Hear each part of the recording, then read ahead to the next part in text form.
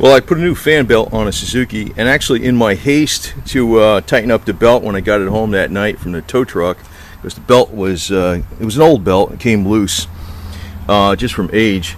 I put the breaker bar, it was pure dark, and I broke off, you can see this nub right here.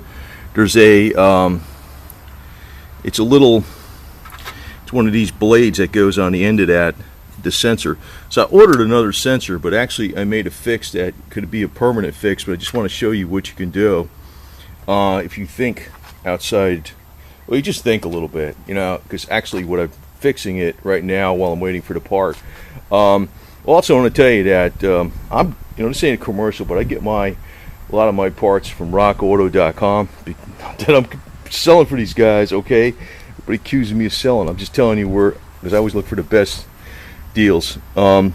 If you purchase from them, you get a discount, 5% discount after you, and that's not because I'm making a video, but because I'm the video is not about them anyway. But I actually made a permanent repair here.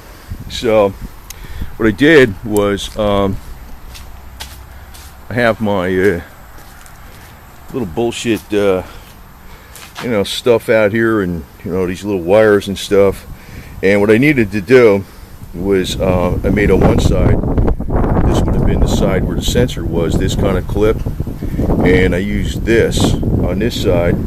And usually to cut these wires, you know, not just to cut them, but to actually take the insulation off them, I always like using this knife with these little grooves in it, because there's like different size grooves in this thing. It's not really for that, but it works perfect.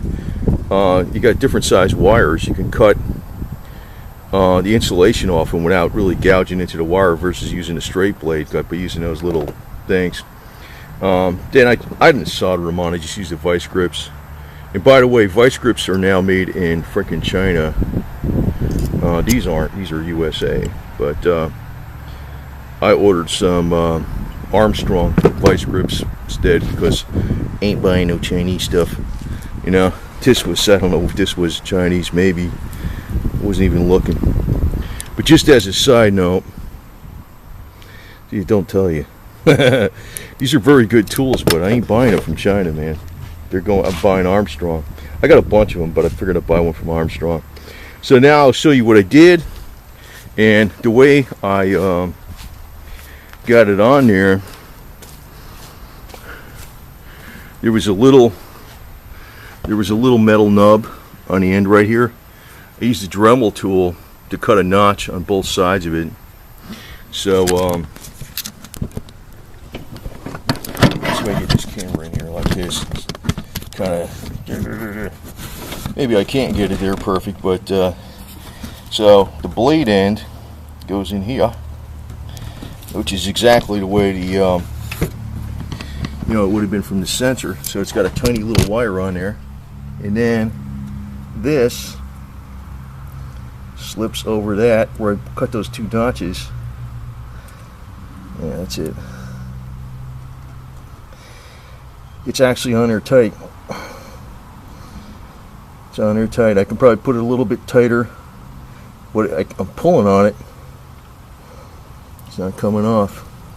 So that'll definitely could probably squeeze these a little bit tighter together, and well, that's not loose. That's not loose. I mean, I'm turning it a little bit like that, but that's not loose, because I can't even pull it off or push it. It's on there solid. So goes to show you that you can do stuff. Now, you know, when you're freaking in a rush and at night, you can easily do that, because what I did was I put the crowbar in here, and when I was pushing up, I must have caught the end of this tab and bent it and broke it. So, but I'm putting a new sensor in there. Freaking thing's 30 years old, but hey, you know, now it works. It works. And you know, for all the miles I put on this car, you can see oil stays full. It's got 220,000 miles. They say these little engines aren't really that durable. I don't know. I've never had a problem with this thing. It's got 220,000 miles. So anyway, I'm going to actually produce a video on how to change that sensor, because There is a couple little tricks to getting them out. They're stupid little tricks, but you'd be surprised, man. Shit can go wrong, man. Just like that. Just like that. You know, I was just so pissed off. I said, let me tighten this belt up. So, actually, that's a permanent fix. That ain't going to go nowhere. And I could probably get it on there even tighter than that. And I could probably... that is on there pretty tight because I can't even pull it off. Ugh. Holy shit. You'll probably get it a hair tighter. I'll probably get it just a hair tighter than that. But that goes to show you can fix stuff without costing you money. But I am buying new stuff. And I'm buying another Daco belt. Not that I'm dropping names. I think the last one I had in there was Gates. But it's a real good belt. It's better than OEM. But I think it was 20 years old. It looked good. But, you know, wore down. So, anyway. I've got another belt. I'm going to keep brake fluid in here. I got the tool set in here. What the hell else I got in here?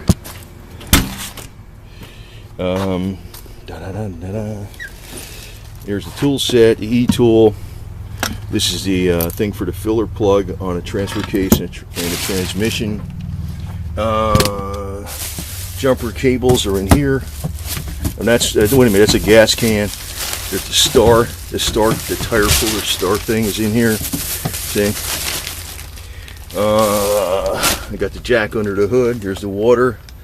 I'm actually going to get a can. Here's the chains. There's the chains. Here's the lube. I'm probably going to keep some oil in here, and that's the lube for the transmission. I got the rope over there. Got some vice grips in there, flashlight, screwdriver. I'm probably going to get some Gorilla Glue, brake fluid, can of oil. I got the tire pump. I didn't mean to make this video so long, but you know, I was prepared, but I just didn't think I'd have that stupid problem. You know, it's like I said, these professionals, they can't help you with anything. And I got an extra. Oh, I do have an extra. I do have an extra fan belt. Look, I got an extra fan belt, an extra timing belt. Snow shovel. More chains for the other side. Tire pump. Tire repair kit. See? I mean, I've had stuff in here. So I'm going to put the brake fluid, the regular oil. They did have a fan belt. I could have changed the fan belt right there. So I'm going to have two extra fan belts. I got a timing belt. That's been changed, though. That's a new belt in there. I have a new water pump, new lifetime guarantee radiator. So I didn't really think nothing was going to go wrong. And you notice my HHO, it hardly uses any water. It's like still the same.